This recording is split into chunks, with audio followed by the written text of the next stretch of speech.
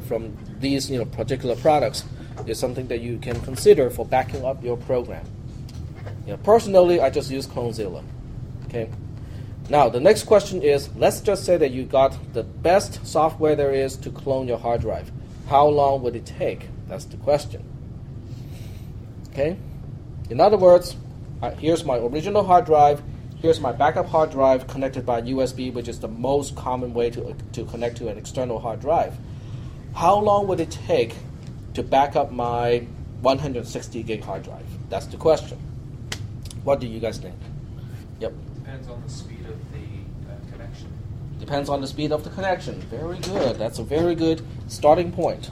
So let's do some calculations here. And since I have the screen recorder on, I'll go ahead and use just a plain editor as a whiteboard. So this way I can just type here and you guys can see it. I can save it, and the screen recorder can also record it. What is the speed of USB 2? Up to 480 megabits per second. Okay? Now, this is already something that you should be paying attention to because you will see these units again and again and again. 480, we know what 480 is. Uppercase M stands for mega or million. Lowercase m stands for milli. Okay, so do not confuse those two. 1 milli is 1,000th of something, like a millimeter is 1,000th of a meter. 1 mega is 1 million of something. Okay, so this is saying 480 million. Lowercase b stands for bits. Okay, one binary digit, which is the smallest unit of information you can transfer. It is not byte. Okay, 1 byte has 8 bits. This is only measured in bits per second. PS stands for per second. Okay, so the first thing we will do is to translate it into the number of bytes you can transfer. So that will be 480 divided by 8 megabytes per second. You can see that the case of the B has changed because when you divide it by 8, then it becomes the number of bytes per second. Well, roughly, there's overhead and whatnot, but we can just say that's the case. So what is the number here?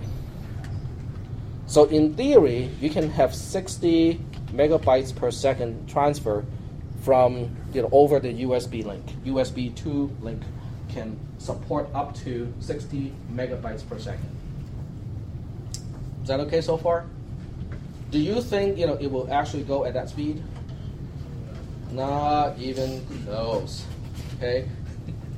Okay. Okay. This is the theoretical speed of a USB 2 connection. The real speed of a USB connection depends on many factors.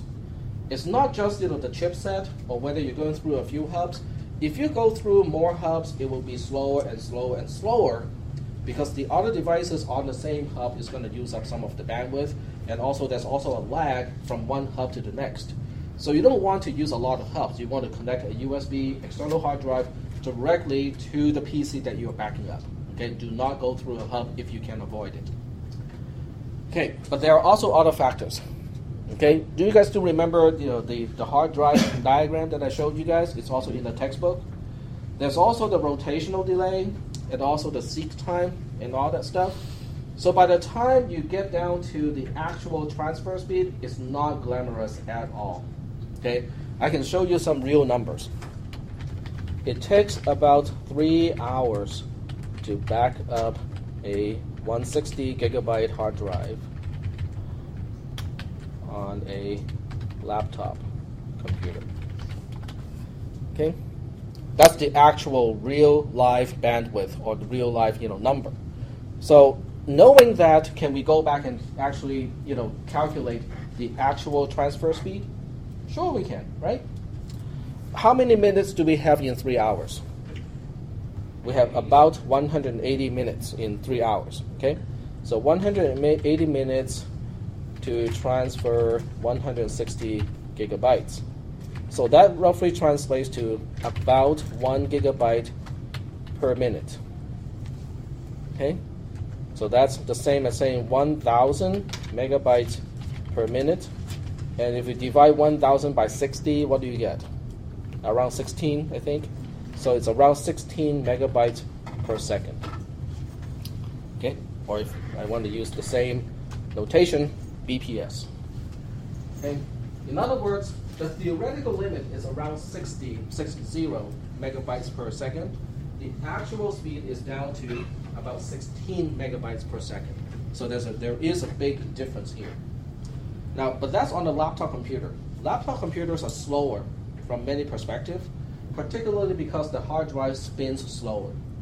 Most hard drives on the laptop computer, they spin at 5,400 RPM, which means it is 54 revolutions per minute. But regular computers typically have a hard drive spinning at 72 RPM or 72 revolutions per minute. So you can probably expect this number to bump up to maybe 20 or maybe even 24 megabits per second on the regular desktop computer. But it's still slow. That is still a very low speed. Okay? So if you have a 1 terabyte hard drive, it's going to take a long time to clone it using USB. What would be your alternatives? If USB is the limit, there's an alternative. What is it? SATA. Yep, you can use a serial ATA. We'll talk about those terms as well when we go inside the computer box and explain the components. Okay, but since we're talking about backing up, I just want to give you guys a realistic view of how much time it takes to back up, a relatively small hard drive in this case. Yep. I was just wondering about online backing up. Does that back up the whole thing like a ghost drive? I do not think so. With online backup, I think they only back up the files that have changed. Okay, it's called an incremental backup, which is also discussed in the book. Okay, your book in I think chapter 4 talks about incremental backups as opposed to cloning a hard drive. Incremental backup is really cool because what happens is the software will keep track of changes that you have made recently since the last time you backed up everything.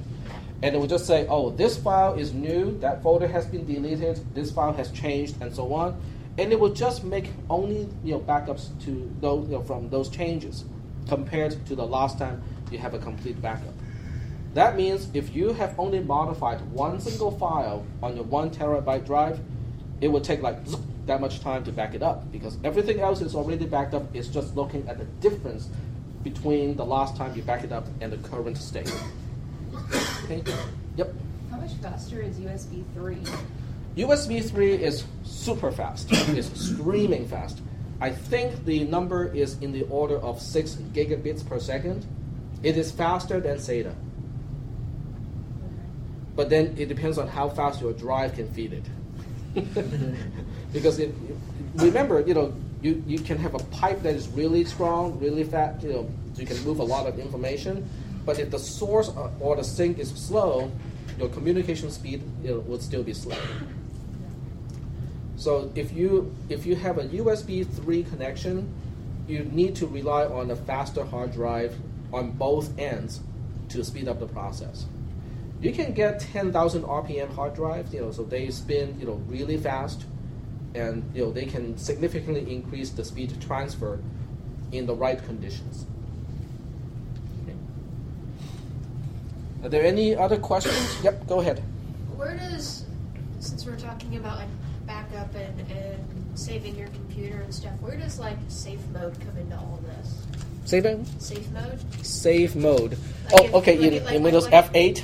Okay, you like press. when you boot up your computer, sometimes it'll say like you can start your computer in safe mode. Right. What is? When your computer starts up and it without you typing F8 and it prompts you, do you want to start in safe mode? That usually means it did not shut down properly the last time when the computer was shut down. Okay, and basically Windows is saying since last time it was not shut down correctly. It could be because of viruses, it could be because of hardware problems and whatnot. So when you start up in safe mode, what happens is it will bypass a lot of stuff that normally would be involved when you start up a computer. It will basically do a minimal startup. So the screen will be all off. If you have like a 1080p in the screen, you would just go like, ugh, how come it's now in 800 by 600? Because it's actually using the VGA mode of the video card, which is going all the way back to the original standard. And that's because it does not want to load the video card driver in the process, just in case the driver was the problem that you encountered last time. Okay.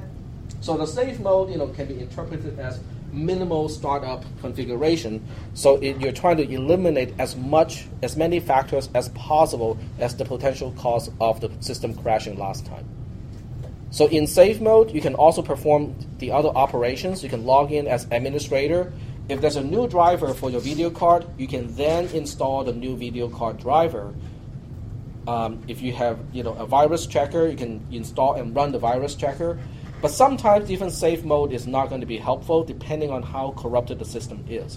But it does give you a better chance of recovering and repairing the system than starting up in a normal startup mode. Okay, good question, very good. Yep. I have a couple of questions. One of them, the book mentioned when you get Ethernet cables, you need to get a Cat5 or Cat6. Cat5, Cat6. What makes those special? Okay, Cat5 stands for Category 5, and Cat6 obviously Category 6. It has to do with many things. Okay, Cat5 specifies a few things.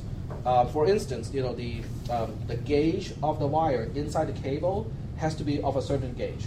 Okay, if you use a very high number gauge, the wire will be thinner, and a thinner wire cannot go as far, transferring the current and whatnot that you need for communication. It also specifies many other things that you think would be like, yeah, but that doesn't seem to be any useful at all. It specifies how many twists per foot or per length of whatever unit you want to call it. Okay. In other words, Cat5 actually specifies that the wire has to be twisted so many times every foot. Okay. And that has to do with canceling the noise, that you can get from, say, a microwave or some other appliances that is operating near the cable. It also specifies the cable has to be shielded. It also specifies how many conductors have to be in the cable. It also specifies possibly the strength of the plastic casing of the cable and stuff like that. So when you buy a Cat5 cable, all of those conditions are guaranteed already, as opposed to buying, some network cable that some of these conditions may not be guaranteed. Now the nice thing about having a Cat5 cable is the router or whatever network equipment, including the network card that you have in your computer, they are all rated based on using a Cat5 or a Cat6 cable. In other words, the maximum distance they can go from one computer to, say, the router is based on assumptions that you're running a Cat5 cable. If you're running anything that is less than a Cat5 cable, there's no guarantee as to how far you can run the cable before the signal degrades enough and you will lose communication. Okay, so that's your first question. And the other one, everyone's talking about how IP addresses are going to run. What about MAC addresses? Are we going to have issues with those since they're hard-coded into the Good question. actual drivers and the computer? Okay, so this is actually moving into the networking concepts. Okay, so when you look into, so I'm going to write it, also here, Okay, so IPv4, IP for Internet Protocol version 4, is basically, have, 4 components. Each component can be from 1 to 254 or 255, depending on how you count it. So, but the limitation of how many addresses are actually available on the internet is far less than 255 times 255 times 255 times 255. Because there are ranges of this, of all the potential addresses, there are certain ranges that are reserved for local or private networks, and they can never be on the internet. So the addresses that can actually be on the internet is a lot less than multiplying 255 to itself 4 times. Okay, and the number of computers on the internet definitely has already surpassed that limit. We can still get by these days because we have local area networks.